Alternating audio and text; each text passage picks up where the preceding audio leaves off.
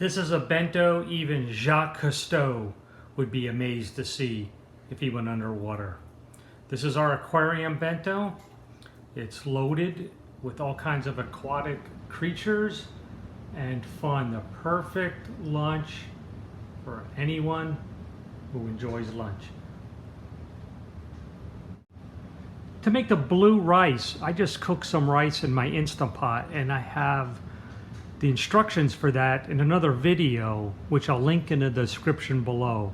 That video was for sushi rice, so you can eliminate the vinegars and sugars, but I would go ahead and make sure you add a teaspoon of salt when you make the rice. And I also added 4 drops of this blue gel food coloring before I started cooking. And when you finish, it comes out this lovely blue color, which is perfect for aquatic style bentos, or it even looks wonderful as the background for a blue sky. Okay, we have our blue rice ready and our container. Try and get the lid off. And what we'll do is just put a small layer of rice. Oh, please don't spill it. In the container.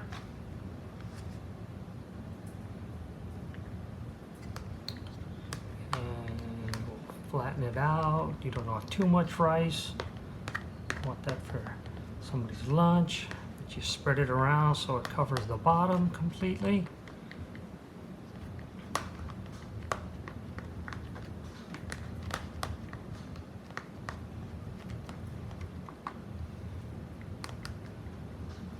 All right, and then we'll move on to the next step.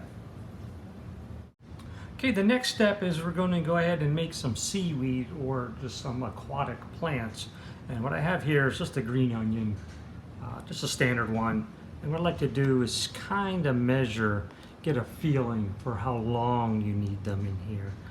It's really nice right here where the joint is. So I have a set of shears. I'm just going to go ahead and cut them right there.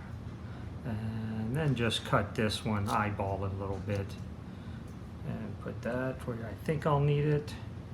And you see this is a little long, so I'm just going to go ahead and snip those, lay that in there.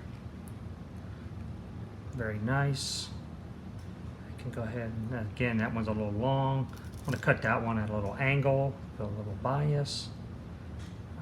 You can go ahead and just line the bottom.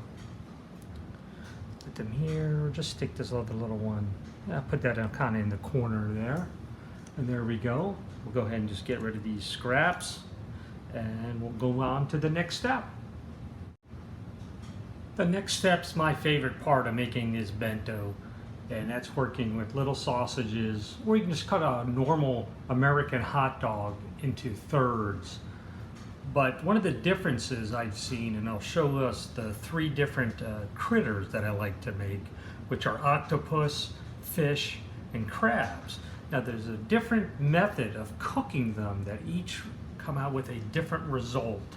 As an example, this is a boiled crab. Now I did make a little extra slits in the cuts to help out with it, and that was the boiled. And you can see in the fried one, I just put it in a little frying pan and heated it up. That it just has a different look to it. Here, let me zoom in a little bit. And you can see some of the contrast there, that the boiled one with the little bigger cuts does have a little more definition. And so the next one are fish.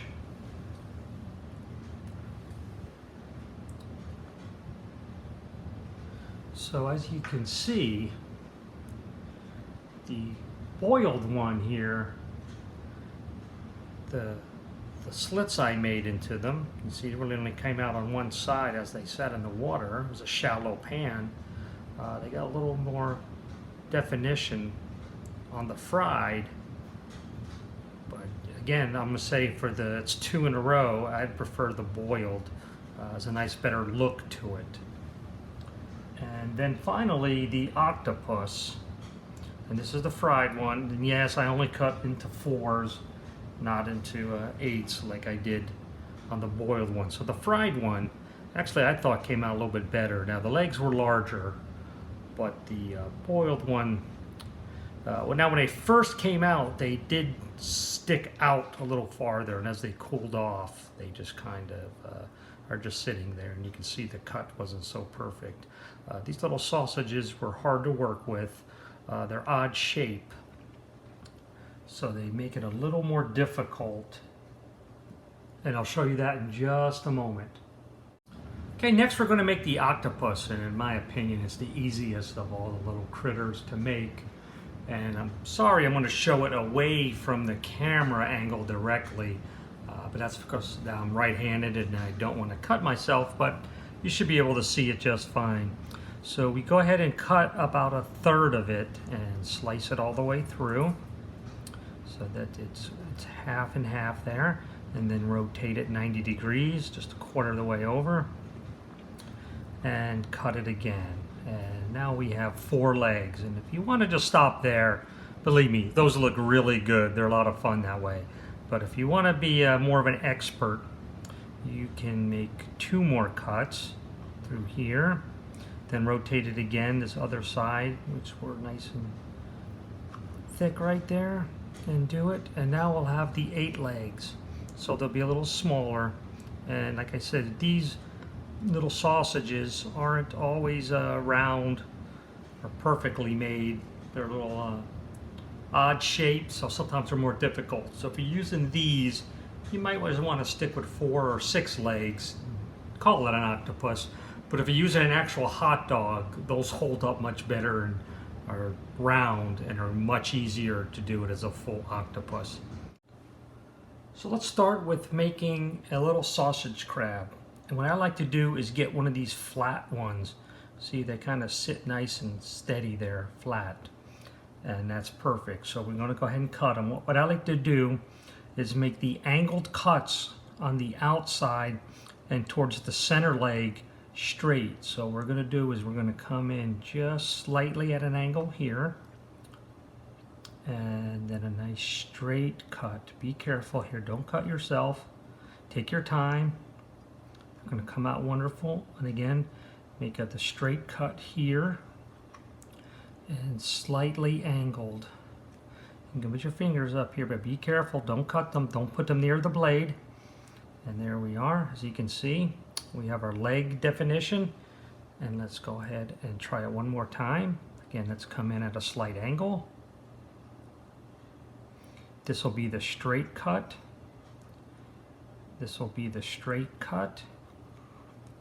And then the angled cut. And there we are.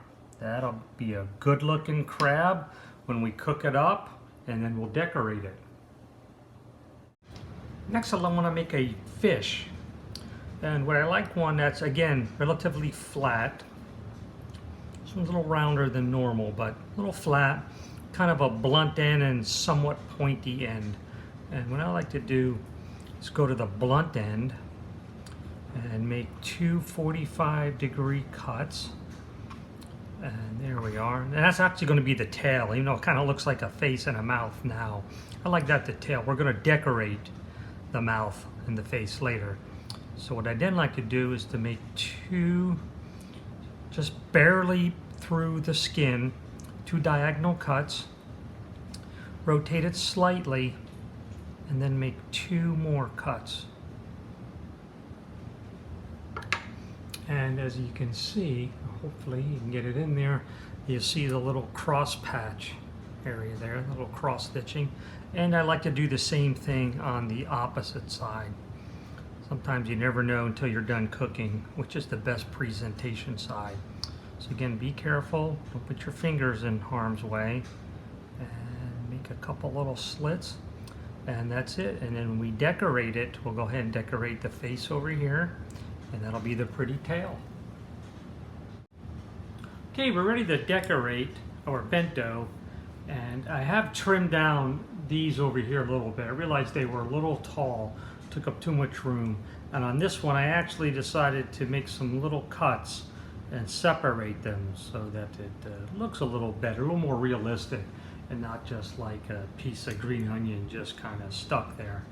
Now I do have a little bowl of mustard and some black sesame seeds. I'm going to go ahead and move that off camera again because I'm going to use that for part of the decoration. So I'll go ahead and center this, zoom in just slightly. Now we just got done cooking some of our sausages, so let's go ahead and enjoy some of those and decorate them here. So here we have the octopus. And again, what I like to do is when I decorate them is grab just a little bit of mustard and put them on for eyes. You could make a little mouth. Always make sure you're smiling. Now you can also take the sesame seeds and stick them on the eyes, and that mustard will glue them on there. I'm going to go ahead and hold off on that for right now, but just realize that's easily done. And that's why I kept those black sesame seeds available. And then we have one of our fishes. There they are, nice and happy. And again, let's make sure they're happy. Use a little bit of the mustard. Make a little face. Give them a pretty eye. And again, you're welcome to go ahead and use your sesame seeds. Okay, next we're going to go ahead and add a crab. And I have one here. I'll put him towards the bottom, because the crabs like it on the bottom down there. And again, you can decorate them. You can use the mustard, you can use a little mayo. Ketchup's hard to see, but you can use ketchup too. There we are. Now we'll add a nice little fish. Now we're going to make a lovely little cheese fish. So I have a piece of cheese, just some cheddar, and I have this oval. It's basically a cookie cutter. So what I like to do is put it on about halfway on one end here and cut and pull that off. Come on, you.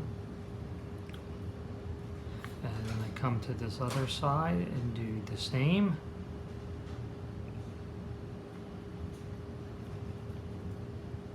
There we are. And then one more on the bottom. Come on now.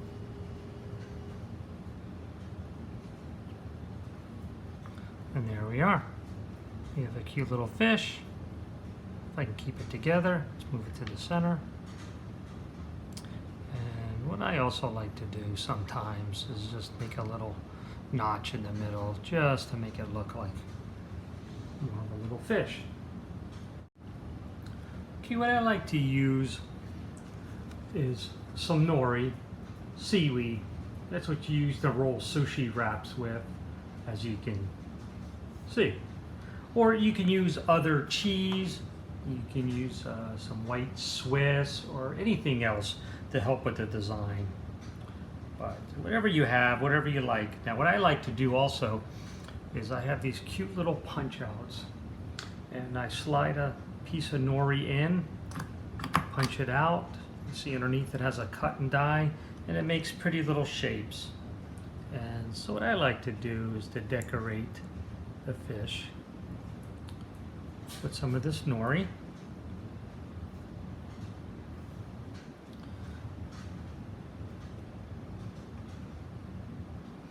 And you can see it turns them into a happy fish. And I have some more little decorations you can add on. You could add on some stripes if you'd like. Change the design a little bit. Whoops, just flipped right off of there. Just put it right back on. After a few seconds, they like to stick when they absorb some of the moisture from the cheese. And there you go. And we'll go ahead and we'll put that into our little aquarium. And then to finish this out, to put my little fish right here. Again, it'll stick together after a few more minutes. Let's get that little happy smiley face. And let's put their tail on. And that's a wonderful little Aquarium Bento. A perfect little lunch for any little one or even an adult. My wife loves these, so she's going to get this tomorrow for lunch. To finish our bento, I did add these cute little pics of sea animals. We have an octopus, starfish, turtle, and a clam or scallop.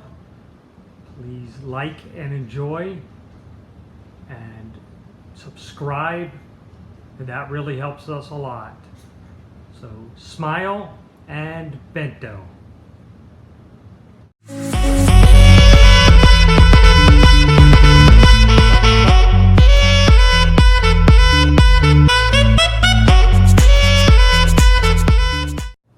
Okay, we're gonna make some octopus. No, this is the crab. I'm sorry, I don't know what I'm doing. Next up is the fish, which are actually my favorites to make. Again, you want one that it sits flat. But what I like to do is make 2 diagonal cuts through the side, rotate the fish, and then make 2 more the opposite way. So that's kind of checkerboard. Here, let's do it here. I don't know if you can kind of see that, or has the checkerboard cut in it. Probably not, I was off camera. So let's try that again. For the blue rice, I just made regular sushi rice, but I didn't add, no, I didn't do that, no.